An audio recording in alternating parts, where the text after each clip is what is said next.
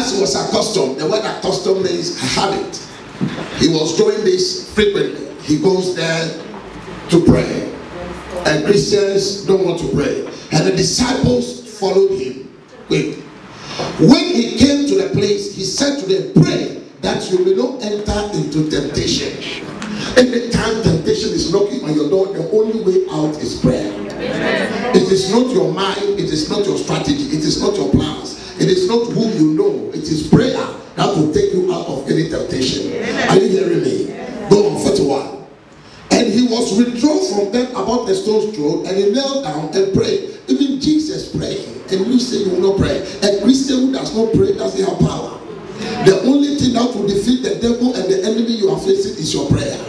Is somebody hearing me? Saying, Father, if it is your will, take this cup away from me. Nevertheless, not my will, but yours be done. Amen. Then an angel appeared to him. Tell somebody, an angel. Even Jesus needed an angel, and you. Lift your hand and say, my angels will help me this week. All of them are angels. And it's in the Bible. Then an angel appeared to him from heaven, strengthening him. I pray that an angel will strengthen you this week. When you feel weak, may an angel come and strengthen you. When you feel like giving up, may an angel come and strengthen you. When everybody is against you, may an angel come and strengthen you. And being in agony, he prayed more earnestly. Then his sweat became like great drops of blood falling down to the ground. When he rose from prayer, he had come to disciples. He found them sleeping from sorrow. Then he said to them, why do you sleep? Rise and pray, lest you enter into temptation. When you don't pray, you enter into temptation. Amen. Look at everybody and say, you got to pray. You got to pray. And while he was still speaking, behold, a multitude. And he who was called Judas, one of the 12, went before them and drew near to Jesus to kiss him. But Jesus said to him, Judas, are you betraying the Son of Man with a kiss? When he arose, he saw what was going to happen. He said to them, Lord, shall we strike with the sword? That is Peter. He didn't pray, but they want to fight. Those who don't want to pray, they want to fight. But those who are praying are not interested in fighting, because they know the battle is not in the words, the battle is in your knees. Is somebody in the house? Look at somebody and say, I will not lose this battle. I will not lose this. Say, I will not fail this battle. Say, this battle I win. Is any of us here have the battle? Amen. Is any of us here going through something and you want the victory? Is there anybody here going through a challenge and you want the victory? Look around and say, I will not lose. Say, this battle I will not lose. Say, this battle I will not lose. So shall it be for you. I said, so shall it be for you. The battle for your children, you will not lose. The battle for your business, you will not lose. The battle for your destiny, you will not lose. The battle for your marriage, you will not lose. The battle for your can I talk to somebody? Look at somebody and say, I will not lose.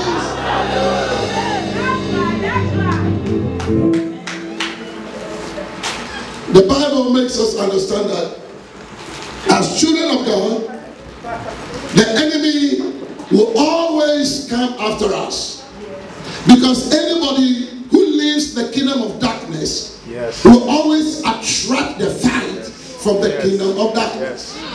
So Paul said, when you are going through trials and tribulation, know that it is because of your calling. The things that you are going through them because you have a Savior. The fact that you have been translated from darkness to light, it will attract some things to come to you. And some of the things that to attract will be to discourage you, to fight you, to stop you from becoming what God wants you to become. Oh, can I talk to somebody? So most of the time, when you come to a place where situation and trials are too much, it is a sign that God's hand is upon you. I know that God is in my life because of the things I go through. Because if God is not in my life, the devil will not waste his time fighting over my life for the things. Oh, can I talk to somebody? I know that God is in my life because of what I am going through. And can I propose something to you? The more trouble you go through, the more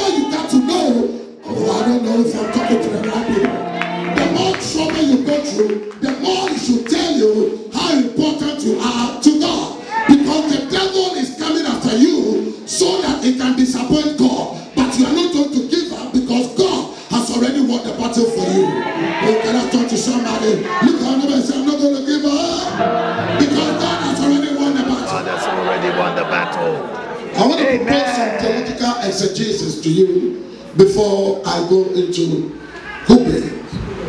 Now, Jesus is in the garden of Gethsemane.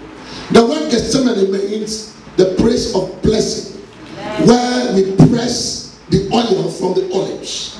So when we say Gethsemane, we are talking about pressing place. And that is why I went on to tell you it is the Mount of Olives. So in a symbolic form, Jesus was at the place where he is being pressed. So that the only way the oil can come out, it is when you press the olives. The oil is in the olives, but the oil will not come out until the olives are pressed. Now we see another garden called the Garden of Eden. In the Garden of Eden, the word Eden means pleasure. So in the Garden of Eden, they were actually having pleasure, and the devil showed up. And when the devil showed up, he was able to overcome all of them because they were having pleasure. Can I talk to somebody? Now we see Moses parting the Red Sea. Now Moses parted the Red Sea, but Moses didn't get to the land of the promise. But we see another river called the River Jordan, which was parted by another man called Joshua, and Joshua entered the promised land. Now Joshua's name means Savior. In other words, if we compare the Red Sea and we compare the Jordan, there were two rivers or two waters that need to be crossed to the promised land. Yet one of them crossed, the other did not cross. When we look at the gardens in the Bible, we see the Garden of Gethsemane and then we see the Garden of Eden. But out of the two, one of them brought blessing to us, one of them brought curse to the human race.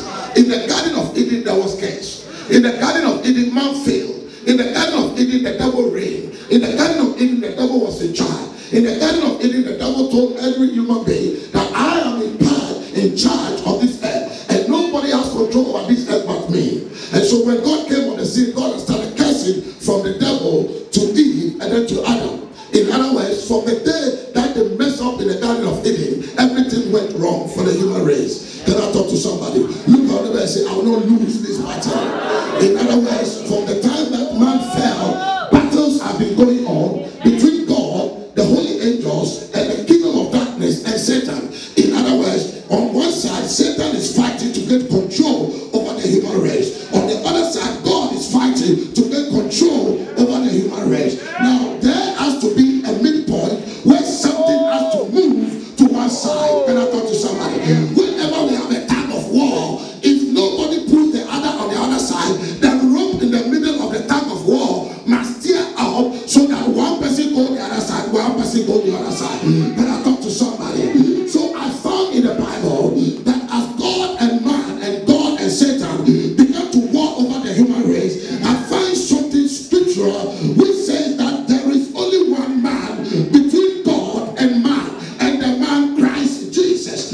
In other words, between the fight of the devil and God, there's a man in the middle. And that man in the middle is called Christ. Why is he in the middle? It's in the middle because he belongs to God, but he had to fight the enemy. Oh, I don't know if I'm talking to the people I have to talk to.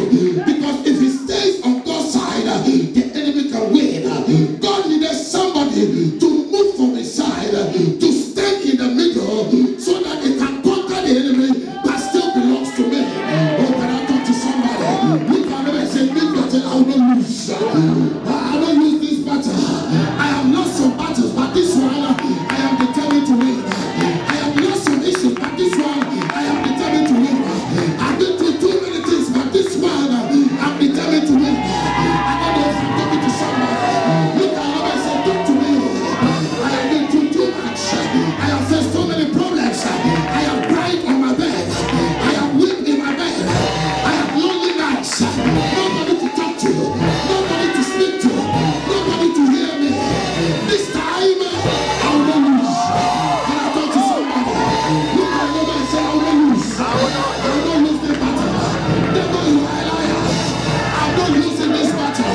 I'm fighting for my children. I'm fighting for my life. I'm fighting for my destiny. I'm fighting. I don't know if I have to preach to somebody. Look at me and say, I will not lose this battle. So Jesus went into the garden. And whilst he was in the garden, he was torn between his flesh and his spirit. And if you are torn between your flesh and your spirit, every time your spirit will say, I want to do it, but your flesh will say, I am tired. Can I talk to somebody in the house? You get tired of so many things. Not because God wants you to